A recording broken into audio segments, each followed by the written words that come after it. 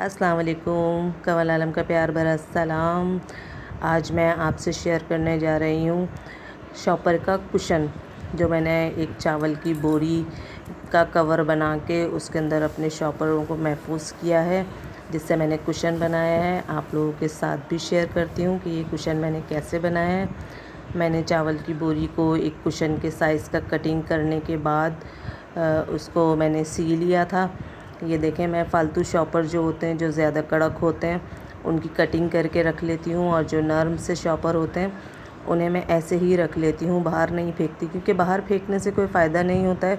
बाहर फेंकने से एक तो कचरा बहुत ज़्यादा हो जाता है, फिर दूसरा यही शॉपर्स नालों में चले जाते हैं, तो फिर गटर भर जाते हैं, नाले भर जाते हैं, और हमें ही परेशानी होती है शहरियों को कि ये शॉपर जो है ना परेशानी का बाइस बनते हैं। तो क्यों ना हम अपने घर की बेकार चीज़ों को कारामद बनाएं, उनको किसी काम में ले आएँ, ताकि और ये शॉपर ऐसे होते हैं कि अगर इन्हें 10 साल तक भी ज़मीन में दफन कर दिया जाए, तो 10 साल के बाद अगर हम इन्हें निकालेंगे तो ये इसी हालत में निकलते हैं, ये ख़राब नहीं होते हैं।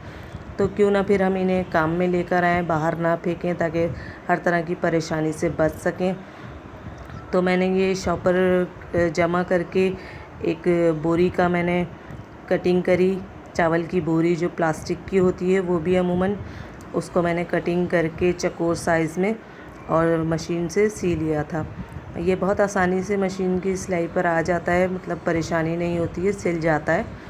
और सिलने के बाद फिर मैंने इसके अंदर बहुत सारे जो थे, मेरे पास शॉपर थे, मैं सिलाई करती हूँ तो मैं अपनी कटिंग जो कपड़े होते हैं कटिंग के, उनको भी कतरनों को रख लेती हूँ, जो बिल्कुल बेकार और फ़जूल सी हो जाती हैं, जिन्हें फेंकने के काबिल होती हैं, उन्हें मैं कटिंग करके रख लेती हूँ छोटे छोटे टुकड़ों में।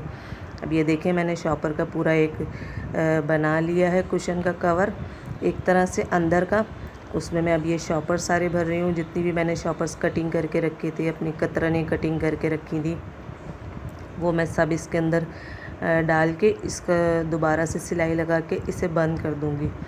अब इतने मुल्क तरक्की कर रहे हैं अपने कचरों से, बहुत सारी चीज़ें बनाकर, हमारे ही मुल्क के कचरे से हमें ही चीज़ें बनाकर बेच रहे हैं और ना अब तरक्की कर रहे हैं। तो हम खुद क्यों नहीं ये सब कुछ कर सकते? हम भी कर सकते हैं।